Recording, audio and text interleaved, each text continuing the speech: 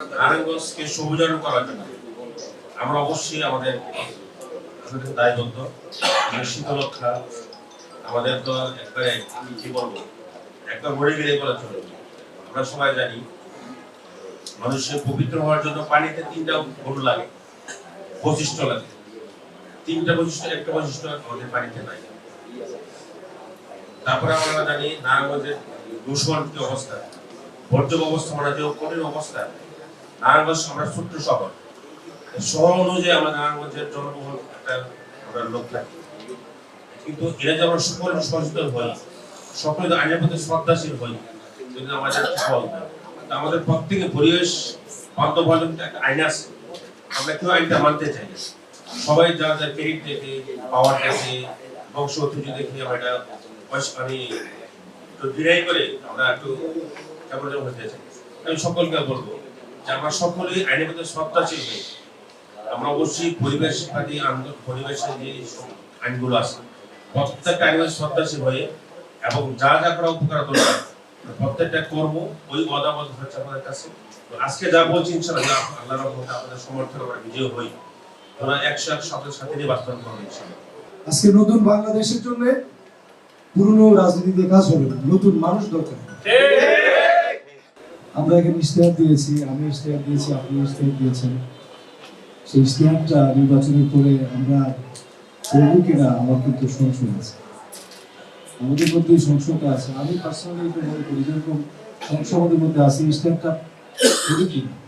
বেশিরভাগ ক্ষেত্রে আপনার মনে কষ্ট নেবেন না, রাজনীতিটা মানুষ করে কিছু এখন পাওয়ার জন্য, দেওয়ার জন্য। একজন প্রার্থী দেখা গেল যে 1000 কোটি টাকা উনি খরচ করে ফেলেছেন নির্বাচনী প্রচারণায়, কিন্তু বেশিরভাগ মানুষের অবস্থা হলো এই নমিনেশনটা পাওয়ার জন্য উনি 1000 কোটি টাকা খরচ করেন। এই দেশে ওই মানুষটা মানুষকে কি দিবে? তার তো মাইন্ডসেটটাই হয়েছে এরকম যে সে কিছু দিবে না, সে দিতে চায়। আমাদের আদর্শ হলো যে আম্মা মান আতা ওয়াত্তাকা ওয়া সাদ্দাকা বিল হুসনা ফাসানুয়াসসিরুহু লিল ইউসরা। সহজ হয়ে যাবে কাজ যে নাকি দিবে, আগে দিতে হবে তাকে। একজন এমপি বাংলাদেশে যে সুযোগ সুবিধা, যে শুল্কমুক্ত গাড়ি, কেন তার তো সুবিধা কেন? এই সুবিধাটা বলুক না আমাদের সব এমপির আজকে দাঁড়িয়ে। বাংলাদেশের যারা প্রার্থী সবাই বলুক যে এই বাংলাদেশের মানুষের যে অবস্থা, মানুষ যে দুঃখ কষ্টের মধ্যে আছে, আমরা এই সুবিধাটা 5 বছর নেব না, তারা বলুক এই কথাটা। তাহলে এই যে আমাদের যে রাজনীতির যে মানে আমাদের যে লক্ষ্যটাই কিন্তু বদলে গেছে, সেই কারণে মানুষ এই সেবাটা পাচ্ছে। এটা আজকে নিশ্চিত করতে হবে। আজকে অ্যাকাউন্টেবিলিটি নাই।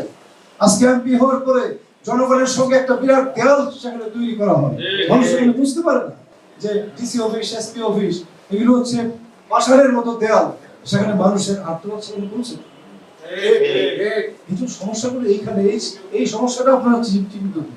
এই সমস্ত কাগজপত্র দেখুন লাভ হবে না, অঙ্গীকার, ইশতেহার, নানান কথা এই শুরু লাগবে, আমি অস্বীকার করছি না, কিন্তু আজকে আমাদের মনের অবস্থাটাকে বদলানো দরকার। পচন সব জায়গায় হয় নাই, কিন্তু আমাদের তরুণরা এটা প্রমাণ করতে সক্ষম। they have been able to prove that পচন সব জায়গায় হয় না। দেশে অনেক ভালো মানুষ, অনেক ভালো মানুষ, দেশকে যারা ভালোবাসে, মানুষকে ভালোবাসে, এরকম বহু মানুষ এখানে আছে। সবাইকে সাথে নিয়ে বসবো কিভাবে এই ধ্বংসপ্রাপ্ত এই শীতলক্ষা, এই নারায়ণগঞ্জ, এই দখলদারিত্ব, এই জুলুমগুলির কিভাবে অবসান হয়, এই সব ঠিক হলে তো পরিবেশটা এমনি ঠিক হবে। আমরা সকালে বলে থাকি একটা অর্থগতভাবে কতটা পালন করি সেটা আমাদের প্রশ্ন করতে হবে। এখন কথা হলো এখানে যে আলোচনাটা ইতিমধ্যে সমাপ্ত হলো, এতে কি কারো দ্বিমত করার কোনো সুযোগ আছে এখানে? তাহলে বিপরীতে আমাকে যেটা বলতে হবে এই সবকিছুর সাথে আমার সহমত আছে যে আমি ব্যক্তি কালাম প্রতিশ্রুতি নয় কর্ম সমাধান করতে চাই, এটি আমার অতীত হবে, যেটা আমি বিশ্বাস করি। কারণ কতগুলো জিনিস আছে যে আমরা নেচার প্রকৃতি নিয়ে আলোচনা করছি, আমরা এনভায়রনমেন্ট মানে পরিবেশ নিয়ে আলোচনা করছি, আমরা সমস্যা নিয়ে প্রবলেমস নিয়ে আলোচনা করছি, আমরা আমাদের ডিটারমিনেশন আমাদের কি করতে চাই সেটা ব্যক্ত করছি, আমাদের প্রতিশ্রুতি দিচ্ছি এসবে যে আমরা কি করতে ইচ্ছে। আসলে এই সমস্ত কিছুর পেছনের যে কথা যে কাজটা আছে সেটা হলো যে আমি এবং আমরা বলতে যেটা বোঝায় সেটা হলো ক্ষমতার মিশ্রণ। সেটা হলো সরকারের কাঠামো।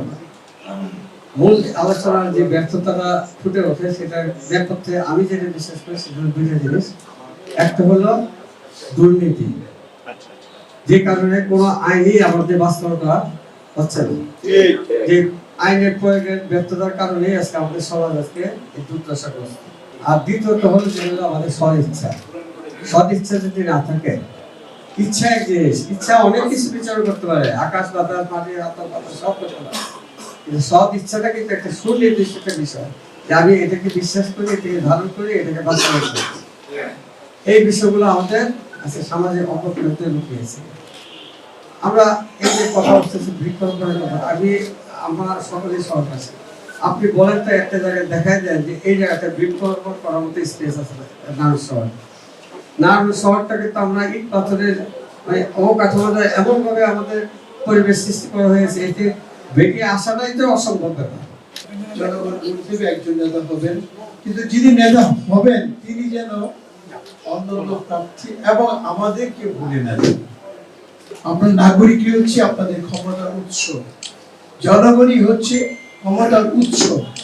এই উৎসটাকে যদি, এই শিকড়টাকে যদি উপড়ে ফেলেন নির্বাচিত হয়ে, তবে কিন্তু আর জনগণের আপনার মধ্যে ওই নেতার মধ্যে কোনো যোগাযোগ থাকলো না। এই কারণে আমি একটা কথা আপনাদেরকে স্মরণ করে দিতে চাই, পরিবেশ পানি আমরা বলতাম শীতলক্ষা বাঁচাও, গাছ লাগাও। এখন পরিবেশ বলতে আমরা বুঝি নারায়ণগঞ্জ বাঁচাও।